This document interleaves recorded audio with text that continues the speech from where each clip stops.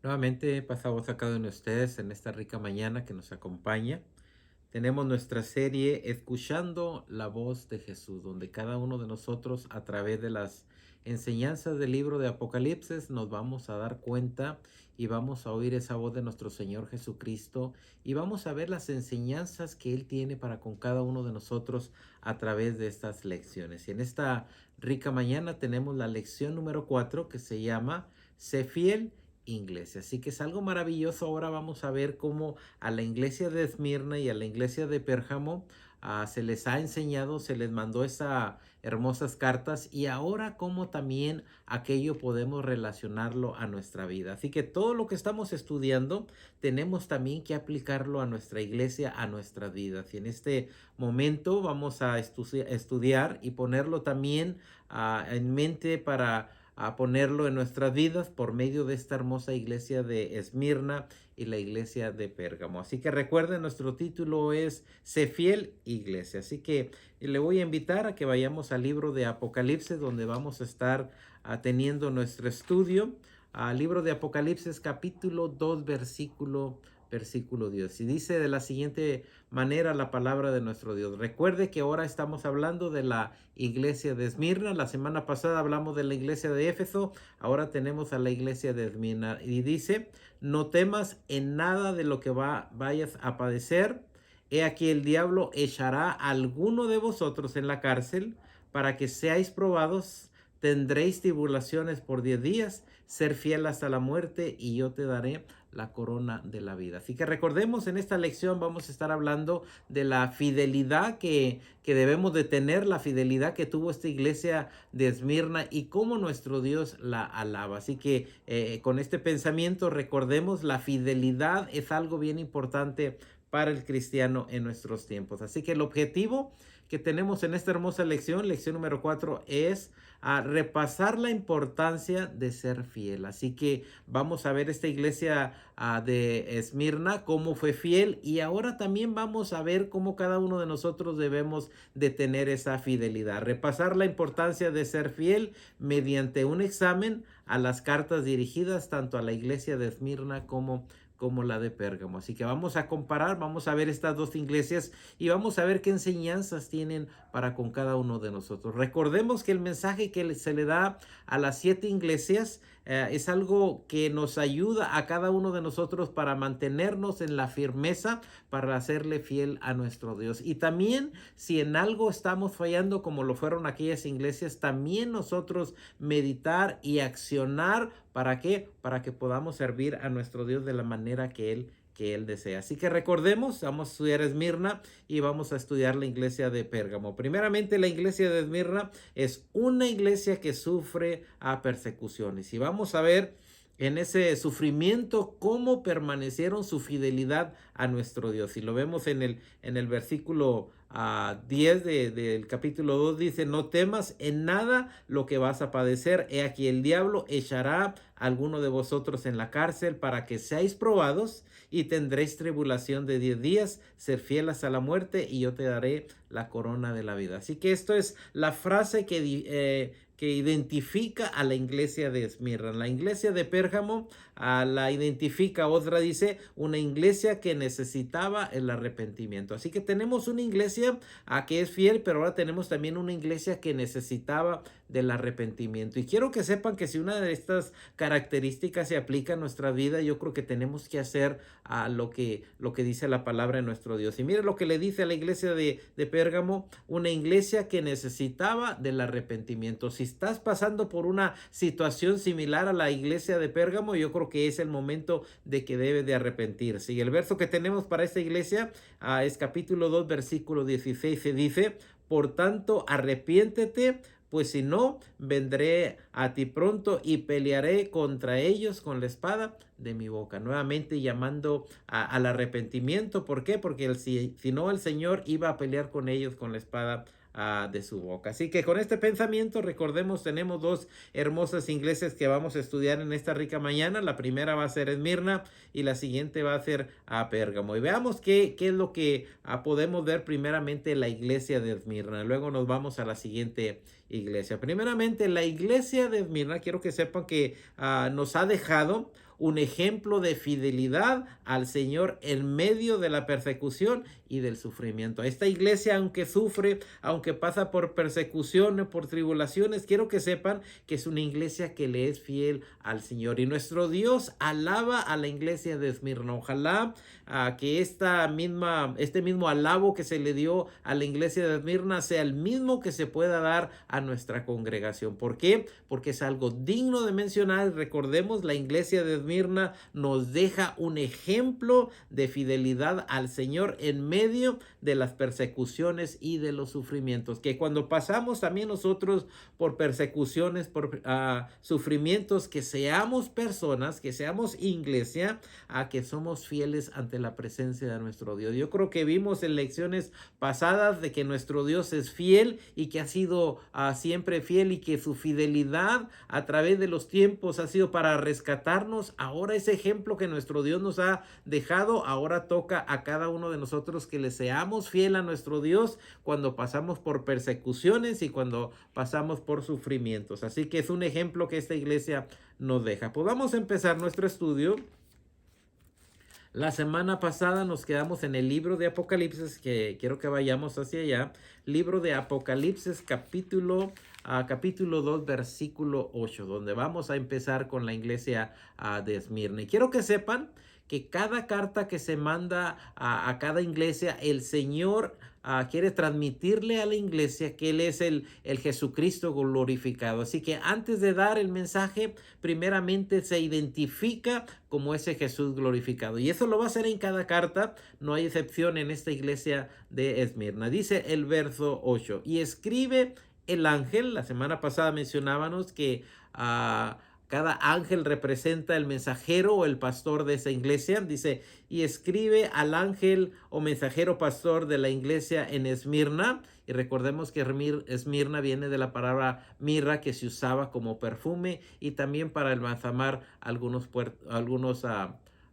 cuerpos que habían muerto. Dice, el primero y el postrero. Nuevamente aquí nuestro Señor Jesucristo se identifica ante esta iglesia de Esmirna diciéndoles que Él es el primero y el postrero. Y quiero que sepan que a través de la Biblia hay 7 ocasiones que nuestro Señor Jesucristo, por medio de la palabra, nos enseña y nos dice que Él es el primero y es el postrero. Si usted está tomando nota, le voy a dar las citas bíblicas, que son 7. Isaías 41:4, Isaías 44:6, Isaías 48:12, y también lo vemos en Apocalipsis 1:8, Apocalipsis 1:17 y 18, y también Apocalipsis 2:8 y Apocalipsis 22:13, donde nos habla y nos dice que Él es el primero y que Él es el postrero. Nuevamente, yo creo que hemos visto las 7 iglesias, hemos visto los 7 candeleros, hemos visto todo que se maneja con el 7. Ahora también estamos viendo algo maravilloso con el 7,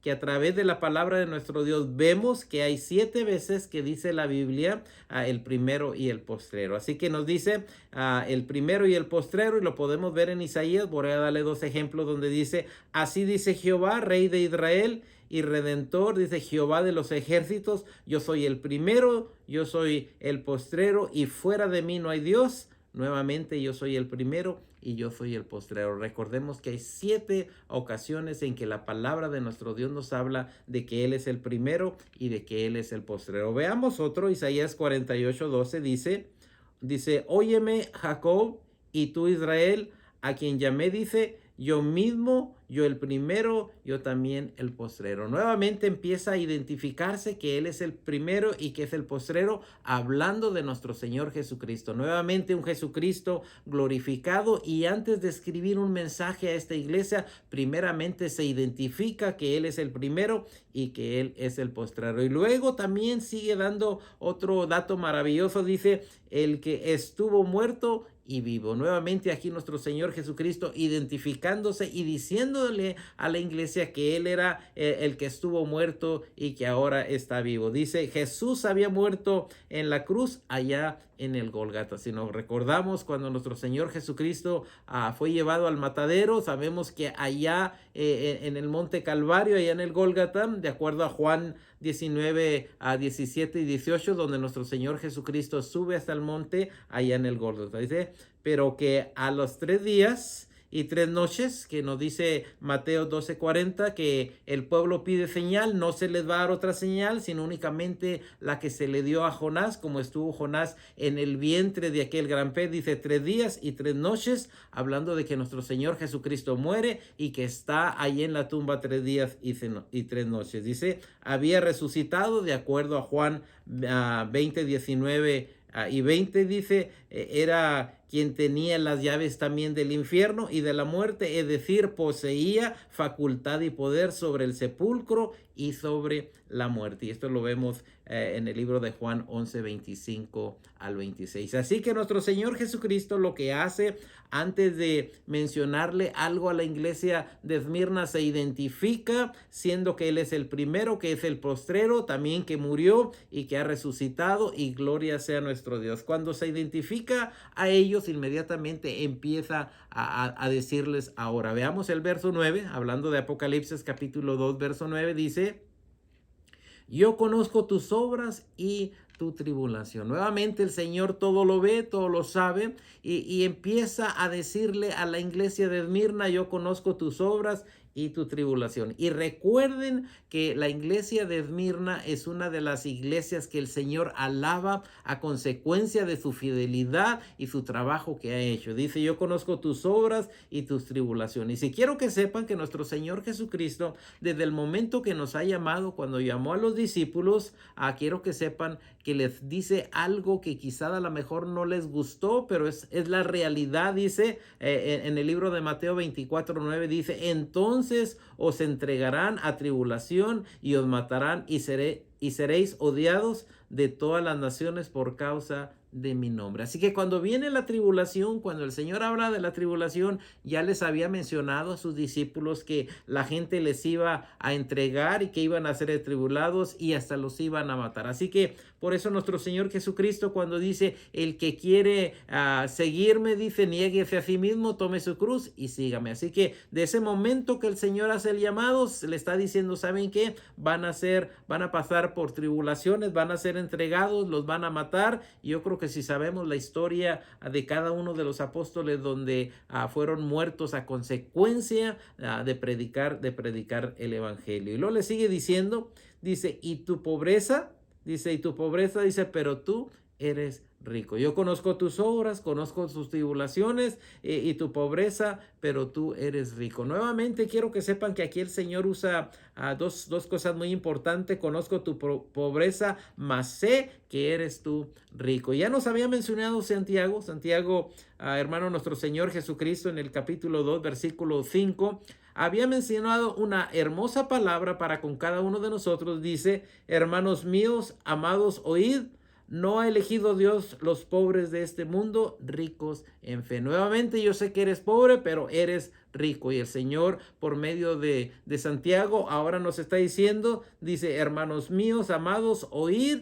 No ha elegido Dios los pobres de este mundo, ricos en fe. El Señor sabe que somos personas pobres, pero sin embargo tenemos la palabra de nuestro Dios y nos llama que somos ricos en fe. Sigue siendo herederos del reino que ha prometido a los que le aman. Somos herederos de ese reino siempre y cuando aceptemos a nuestro Señor Jesucristo como Rey y Señor de nuestra vida. Así que somos pobres, pero también tenemos la riqueza de nuestra fe que nos lleva a ser herederos de ese hermoso reino. Y sigue diciendo la parte segunda del verso 9. Dice: y la blasfemia de los que se dicen ser judíos y no lo son, sino sinagogas de Satanás. Y en un momento vamos a ver a qué se refiere cuando se menciona sinagogas de Satanás. Vamos a ver algunos datos que nos son útiles en la enseñanza de la iglesia de Esmirna. Nos vamos hasta aquel momento, nos vamos a trasladar hasta aquellos momentos, y quiero que sepan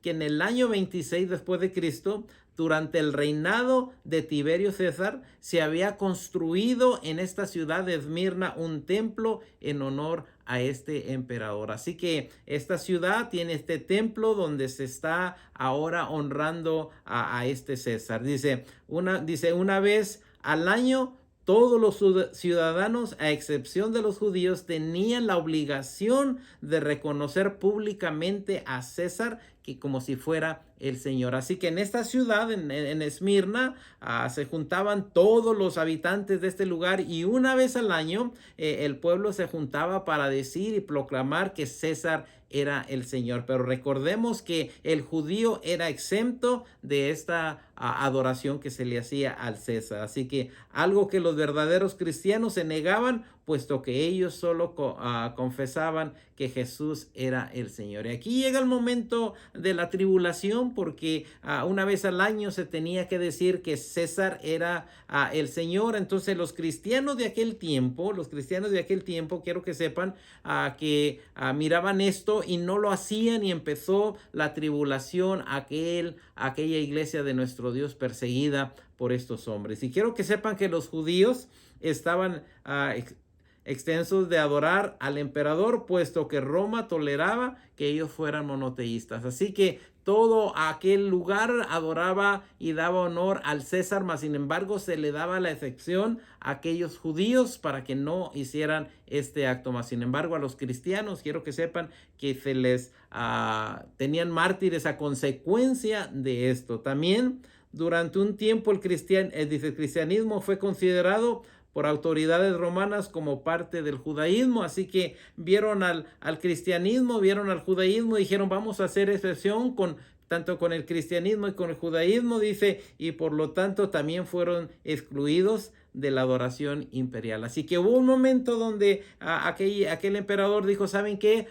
Les vamos también a dar la excepción a los cristianos y a los judíos. Pero sin embargo llegó este aviso a las autoridades judías allá en Jerusalén, y dice, los dirigentes de muchas sinagogas hicieron todo lo posible para que Roma hiciese una distinción entre el judaísmo y el cristianismo. No les gustó a los judíos de aquel tiempo que los mezclaran o que dijeran que eran cristianos y judaísmos era lo mismo. ¿Por qué? Porque recuerden que el judío no aceptaba al Mesías y el cristianismo proclamaba a Jesús como el Señor. Dice, de tal manera que finalmente lo consiguieron y los cristianos fueron obligados a rendir adoración al César, algo que le sucedió al pobre pueblo de nuestro Dios, donde ahora sufrían terrible persecución a consecuencia de este veredicto que se dio, que ahora también el cristianismo tenía que adorar al César. Así que pensemos en ello, y quiero que sepan que hubo un personaje que fue el pastor de esta iglesia de Esmirna, que se llamaba Policarpo. Policarpo le dijeron que tenía que adorar al César. Y quiero que sepan que este Policarpo no aceptó adorar al César y fue y dijo, he servido a mi Señor Jesucristo durante 86 años. Este hombre dice, yo he servido toda mi vida a Jesucristo, dice, y nunca me ha causado daño alguno él mismo. ¿Cómo puedo negar a mi rey? Hasta el momento me ha guardado de todo mal y además me ha redimido. Así que aquí tenemos a este personaje que aun cuando le dice que tiene que adorar al César, sin embargo él dice, yo al único que adoro es a mi Señor, y el Señor es Jesús. Así que este hombre, quiero que sepan que muere a consecuencia de esa decisión, y es algo que nuestro Dios le agrada, a consecuencia de que aún hasta la muerte él fue fiel a nuestro Dios. Y es por ello que le dice a la iglesia de Esmirna que es una iglesia que es fiel al mandato de él. Y mire lo que dice el verso 10.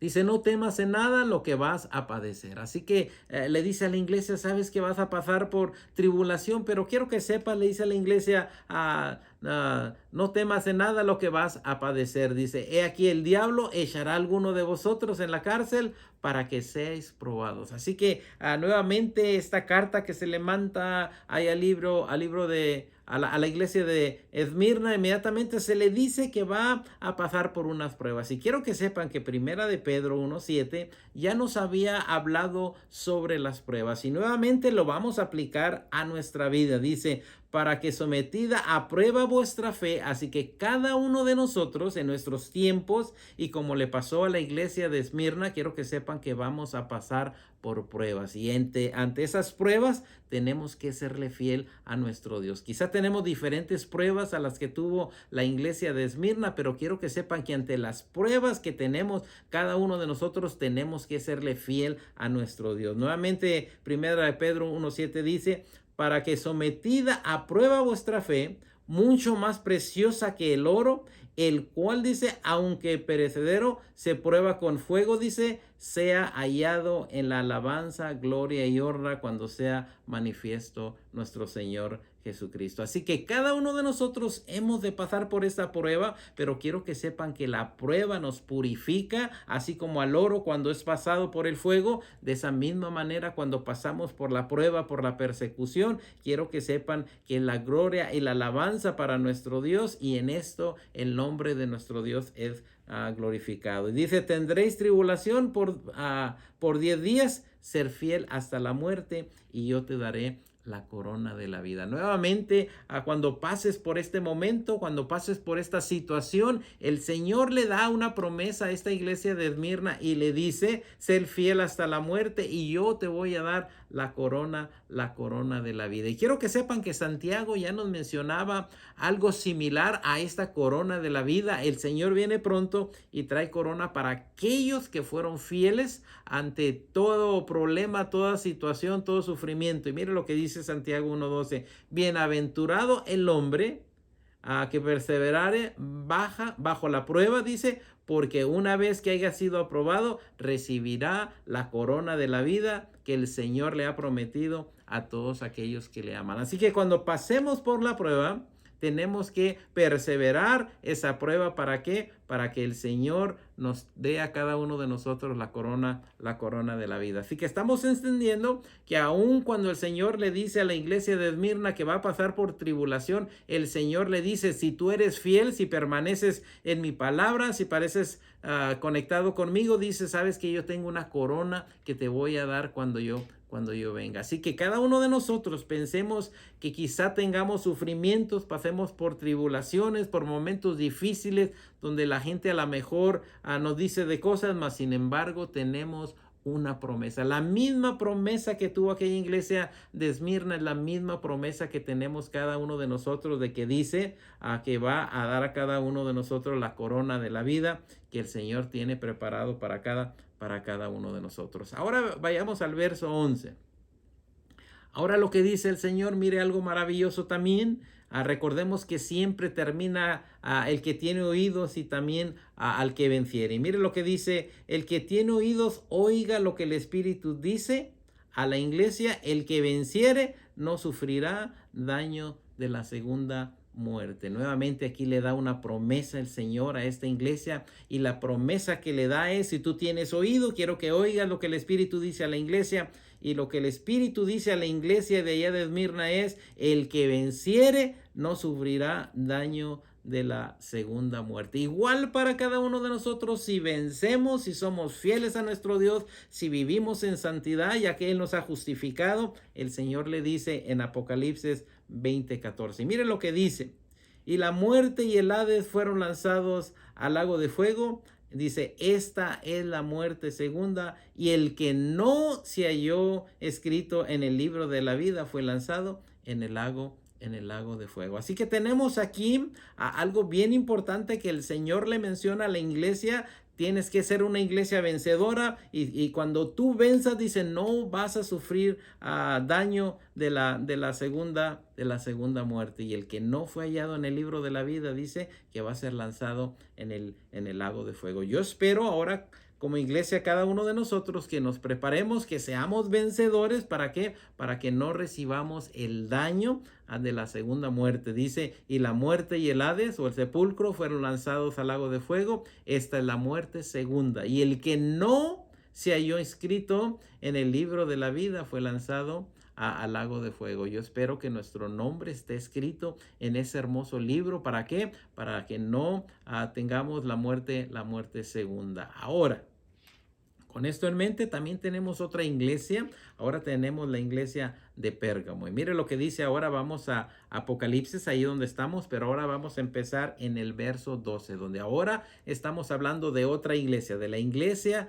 que se encuentra en Pérgamo. Dice el 12, y escribe al ángel de la iglesia o al pastor, dice, y escribe al ángel de la iglesia, al mensajero, dice a la iglesia de Pérgamo, el que tiene la espada aguda de dos filos. Y yo creo que lo vimos en el capítulo 1, donde hablamos de nuestro Señor Jesucristo, cómo nos muestra su poder, su gloria. Ahora el que tiene la espada aguda de dos filos. Y miren lo que nos dice en el libro de Hebreos 4:12, porque la palabra de Dios es viva y eficaz y más cortante que toda espada de dos filos y penetrante hasta partir el alma y el espíritu, las coyunturas, los tuétanos, y discierne los pensamientos y las intenciones del corazón. Nuevamente aquí parece algo maravilloso cuando aquí en el capítulo 2 versículo 12 nos habla el que tiene la espada aguda de dos filos, que es la palabra que sale de la boca de nuestro Señor Jesucristo y que parte aún el corazón duro. ¿Para qué?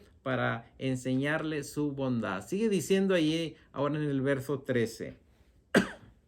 2:13 dice: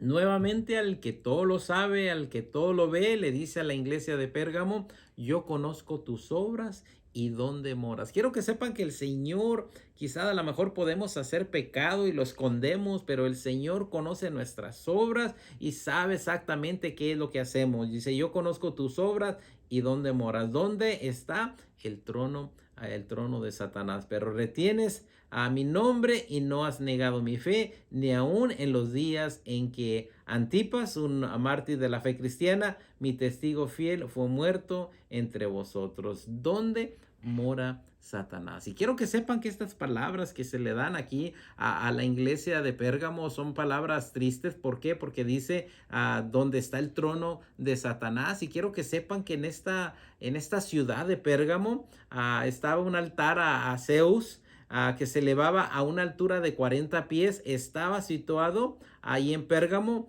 Como Zeus era considerado el rey de los dioses, esto podía haber señalado a Pérgamo como el trono de Satanás. Así que se tenía una imagen, aquel dios Zeus, en aquella ciudad de Pérgamo tan grande, más de 40 pies, y por eso el Señor le llama a esta ciudad que se tiene el trono, o donde está, donde mora Satanás, donde está el trono de Satanás o donde mora Satanás. Así que esta iglesia, quiero que sepan que está pasando por una situación difícil. ¿Por qué? Porque en ese lugar había mucha idolatría, y donde hay idolatría muchas de las veces jala el cristianismo a que vaya también a ser idólatras. Dice el verso 14, 2:14: pero tengo unas pocas cosas contra ti. El Señor aquí le va a reprochar a la iglesia, y quiero que sepan que cuando el Señor reprocha, qué bueno que lo hace, porque nos da la oportunidad de cambiar nuestras vidas. Y el Señor te está ahora amonestando por medio de la iglesia de Pérgamo.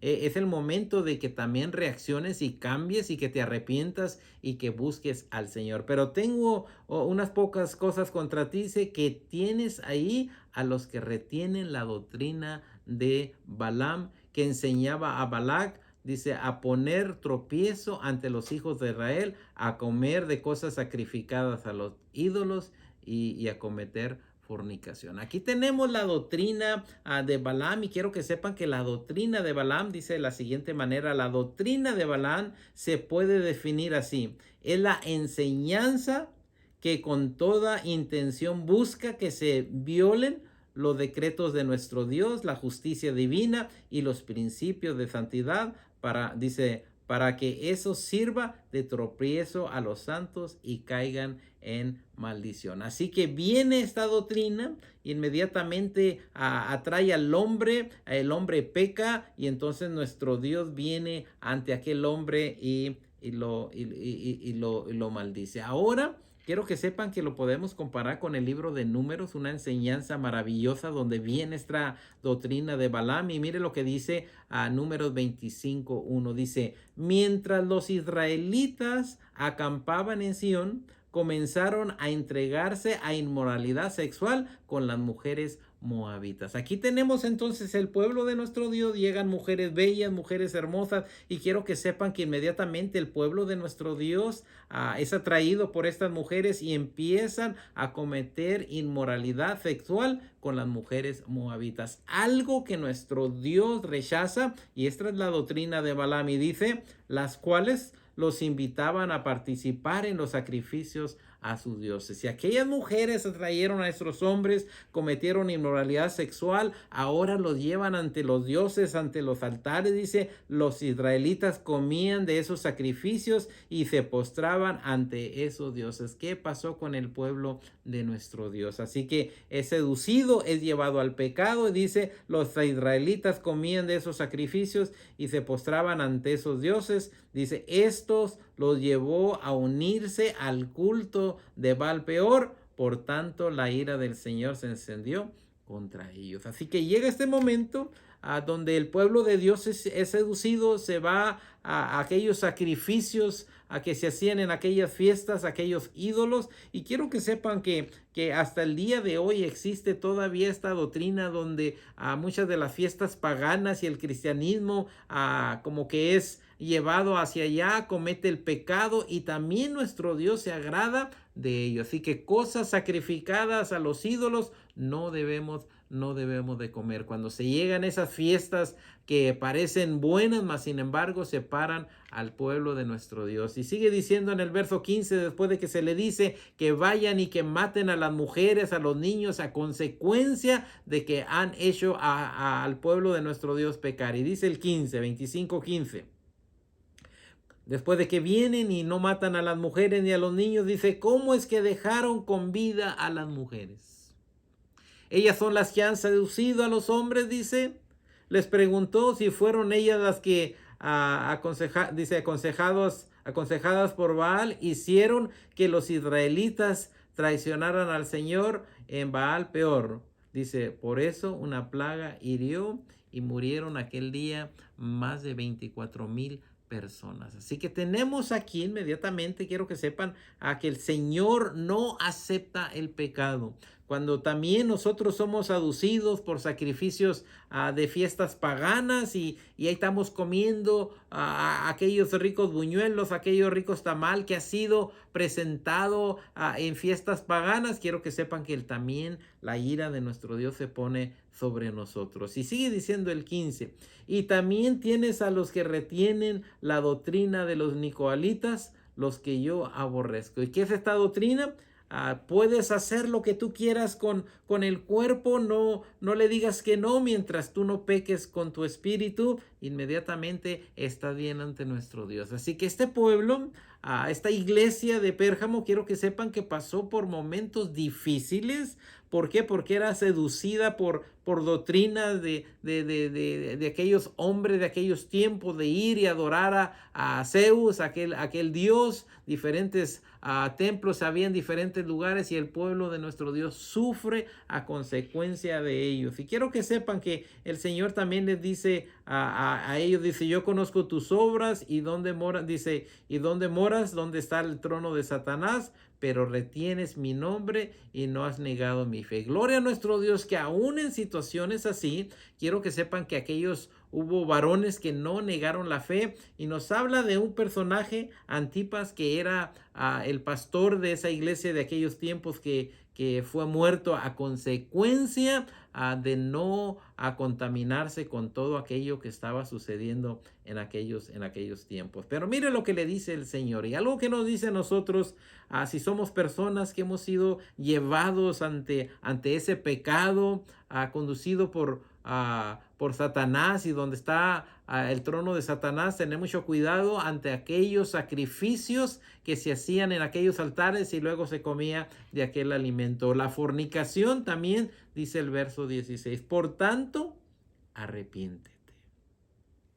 La iglesia de allá de Pérgamo, aún teniendo estos problemas, el Señor le dice a la iglesia, si alguno de los miembros está haciendo esto, es el momento de que deben de arrepentirse, pues si no, vendré a ti pronto y pelearé contra ellos con la espada de mi boca. Nuevamente el Señor diciéndole, saben que si no cambian, si no te arrepientes, voy a venir con la espada de mi boca y voy a destruirlos. Así que es algo que debemos de pensar nuevamente. Si nosotros no nos conducimos de la manera que Dios quiere, es el momento de que busquemos el arrepentimiento. Dice el 17, nuevamente el que tiene oídos, dice, oiga lo que el Espíritu dice a la iglesia. Así que tenemos oído, la iglesia debió haber oído este mensaje y no sabemos si cambiaron, la Biblia no nos dice, pero se les llama a que se arrepientan. Dice, el que tiene oído, oiga lo que el Espíritu dice a la iglesia, al que venciere, daré de comer del maná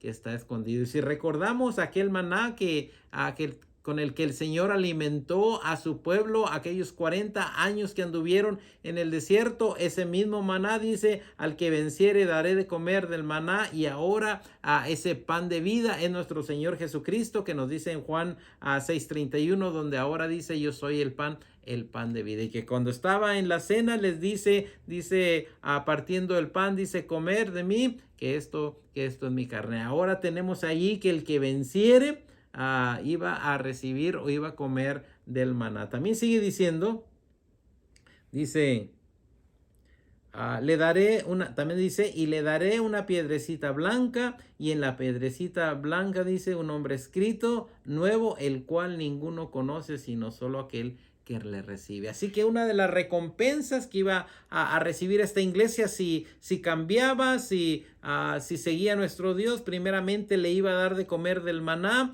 y también dice que le iba a dar una piedrecita blanca con un nombre escrito y con un nombre nuevo. Esta es la recompensa que se le iba a dar a esta iglesia. Y quiero que sepan, en aquellos tiempos, no necesariamente que sea la razón por la cual escribió esto, pero de qué manera se usaban las piedrecitas blancas en aquellos tiempos. Quiero que sepan, la Biblia nos dice que en esa piedra iba a haber un nombre nuevo. Todo el que sea vencedor va a recibir una piedra con un nombre nuevo para cada uno de nosotros. En aquel tiempo, quiero que sepan, en primer lugar, podía referirse a un procedimiento de sistema jurídico de la época, dice, en la que se utilizaba piedras blancas y piedras negras para transmitir un veredicto de culpabilidad o de inocencia. Así que en una urna se echaba, si la persona era culpable, se le echaba una piedra negra, si era inocente, se le echaba en aquella urna una piedrita blanca. Y cuando él sacaba la piedra de la urna, inmediatamente se daba cuenta si era inocente y si era culpable. No estoy diciendo que esta es la interpretación, le estoy diciendo datos en cómo se utilizaban tipo de piedras en aquel tiempo. También otro segundo manera que se usaban las piedras, dice, en aquella época era común que la entrada al teatro, a un banquete especial, se le daba como invitación a cada persona una piedrecita blanca con el nombre escrito. Cuando llegabas tú al teatro, cuando llegabas al banquete, inmediatamente presentabas tu piedra blanca y ahí en tu piedra blanca estaba el nombre. Mas, sin embargo, a lo que tenemos en la palabra de nuestro Dios, de que se le va a dar una piedra blanca y que va a tener un nombre nuevo. Y quiero que sepan que a través de la Biblia hemos visto cómo nuestro Dios ha cambiado el nombre a las personas. Aquel Abraham, que se le cambia su nombre, aquella Sara,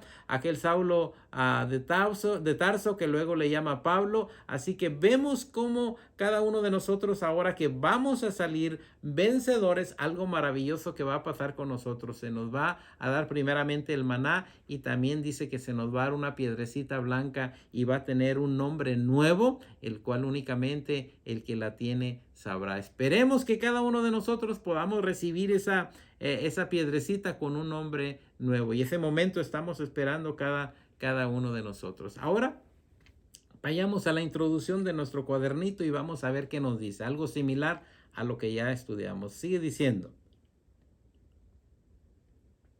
En tu cuadernito dice, gráficamente las 7 iglesias forman un círculo. Y mencionaba la semana pasada en este párrafo, donde empezamos de la isla de Patmos, nos vamos a Éfeso, nos vamos allá a Esmirna y a Pérgamo, y damos la vuelta, y forma en sí en sí un círculo estas hermosas 7 iglesias. Y algo maravilloso que dice que el Hijo del Hombre estaba en medio porque se paseaba por en medio de todos aquellos candeleros que representan la iglesia. Así que gráficamente podemos ver en un mapa cómo estas iglesias se están formando un círculo y cómo el Hijo del Hombre, nuestro Señor Jesucristo, cómo está en medio de ellas y cómo da el mensaje a cada una de ellas. Así que la primera parte de la introducción meramente es lo que nos dice tanto de la iglesia que mencionábamos de Éfeso, de Esmirna, de Pérgamo, de Tiatira, de Sardes, de Filadelfia y la Odisea, donde se forma un círculo y donde el Hijo del Hombre anda caminando ahí con una túnica larga, con un cinto y luego la vemos que la espada sale de su boca y gloria sea a nuestro Dios. Sigue diciendo.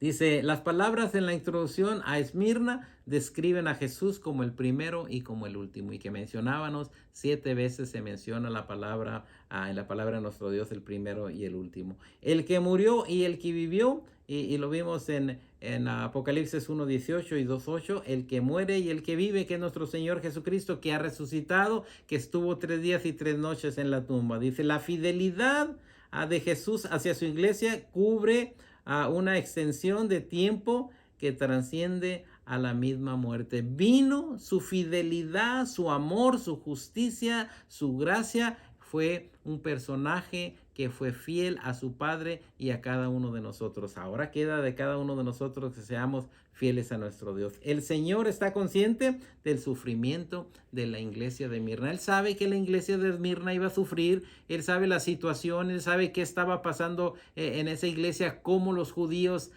odiaban al cristianismo. Mas sin embargo el Señor sabía sus tribulaciones, sus tentaciones. ¿Por qué sabe el Señor? Porque también Él fue llevado al desierto para ser tentado por Satanás. Sigue diciendo, Él reconoce que a pesar de su pobreza, ellos eran ricos. Recordemos que el Señor sabe que somos ricos en fe, aunque quizá en nuestro bolsillo no tenemos dinero, mas sin embargo tenemos una tierra, realmente la vida eterna que el Señor tiene para con cada uno de nosotros. Dice, pero también existen calumniadores en Esmirna, gente que se decían ser judíos, pero que realmente eran una comunidad de satánicas. Qué triste, ¿verdad? Que aquellos hombres que a lo suyo vino y los suyos no le recibieron, más a los que le recibieron le dio potestad de ser llamados hijos de nuestro Dios. Nuestro Dios viene hacia ellos, mas sin embargo,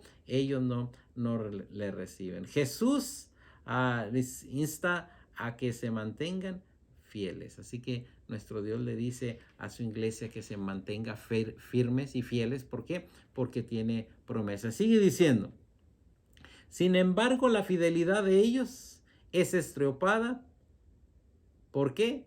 Porque en ese lugar estaba el trono de Satanás. Satanás está en Pérgamo, como también lo estaba Esmirna. Era en Esmirna. ¿Era difícil vivir la santidad? Era difícil. Era difícil decir que Jesús es el Señor. ¿Cómo está eso en nuestras vidas? Quiero que sepan que donde vives, en el ambiente que vives, qué tan difícil es decirle a las gentes que Jesús es dueño de tu vida. Quiero que sepan que en este lugar de Esmirna y de Pérgamo era algo difícil. Ahí estaba el trono de Satanás. Y sin embargo la iglesia tenía que permanecer firme y el Señor le dice a la iglesia de Pérgamo, arrepiéntete, sé que has confesado mi nombre, pero quiero que vivas en santidad. Los creyentes de ese lugar están siendo descarriados hacia falsas prácticas en forma similar a Israel cuando fue desviado por el consejo secreto de Balaam a los madianitas. Dice, Jesús promete venir a ellos con la espada de su boca si ellos no demuestran que deben de arrepentirse. Así que el Señor tiene preparado corona para cada uno de nosotros, pero también desea que nos alejemos de todo aquello. La fidelidad es más que un simple estado mental. Es una forma de responder ante la prueba. Así que cuando viene la prueba tenemos que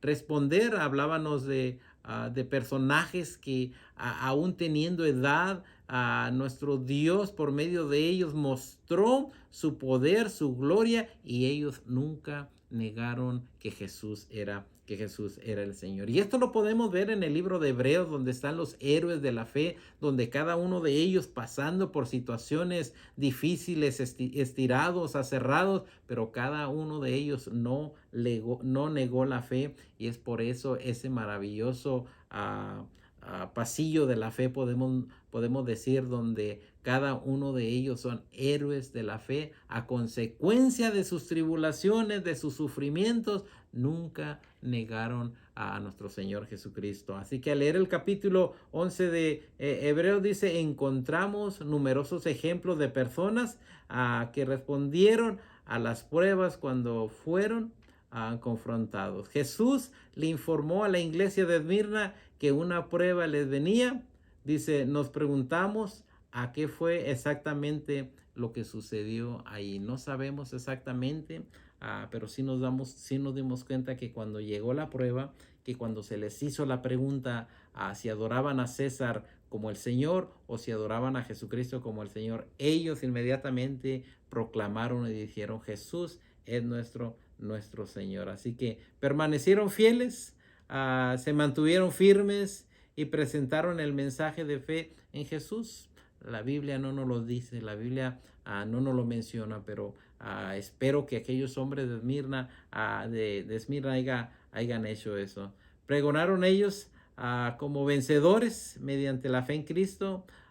Yo creo que es algo que vamos a ver a futuro, ¿verdad? Así que gloria sea nuestro Dios, pero sí les dio grandes bendiciones. La iglesia de Pérgamo igualmente fue fiel en el pasado, lo vimos que era una iglesia fiel, pero ahora cuando el Señor le está reclamando, le está diciendo, vemos que su hermosura ha bajado de valor, una iglesia que está batallando y que el Señor le dice que debe de arrepentirse. Así que se les hizo un examen, que yo creo que es algo del propósito de la lección, se hace un examen y vemos si por medio de ese examen pasa la prueba, pasa la tribulación, y sin embargo el que pase, dice la palabra de nuestro Dios, yo le voy a dar de comer del maná o también le voy a dar una piedrecita con su nombre escrito. Ahora vamos a ver algunas de las preguntas, donde la primera dice, ¿cuál cree usted que fue la prueba de fe que le vino a la iglesia de Esmirna? Yo creo que la prueba que le vino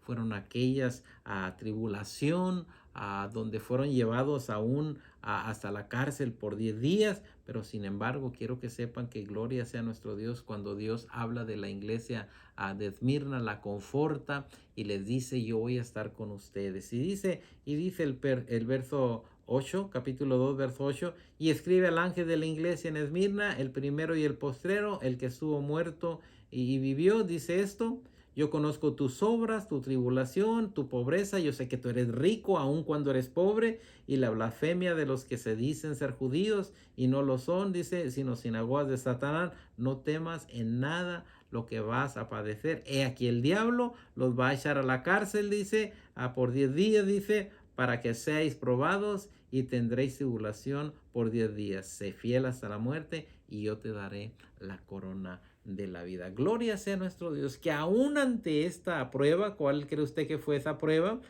Qué maravilloso, ¿verdad? Que aún ante esta prueba de la tribulación, de que son echados a la cárcel, el Señor le da la promesa de decirle, yo te voy a dar la corona de la vida si mantienes tu fe dentro de ti. Quiero que sepan que muchas de las veces se cree que cuando una persona muere en el Señor ha perdido, y quiero que sepan que no, porque el Señor le tiene preparado una corona para esa persona. Así que gloria sea a nuestro Dios, seámosles fiel a nuestro Dios. Dice la pregunta número 2. Los versos afirman que Jesús está consciente de las aflicciones y la pobreza de Esmirna. El Señor está consciente, y quiero que sepan que no únicamente de la iglesia de Esmirna, el Señor está consciente también de tus aflicciones, de tu sufrimiento, de tus enfermedades, de tu prueba, pero quiero que sepan que cuando somos probados, dice que somos probados como el oro, y realmente venimos a tener ese valor ante la presencia de nuestro Dios. Así que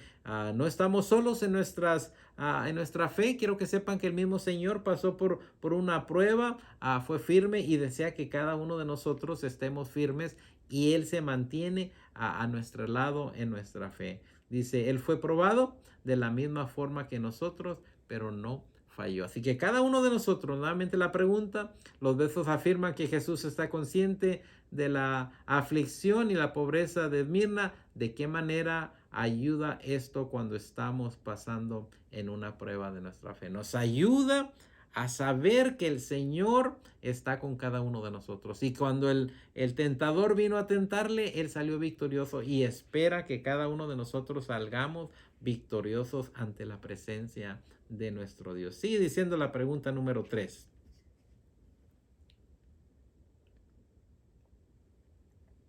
¿Por qué la promesa para los vencedores con la cual concluye la carta a Esmirna es apropiada?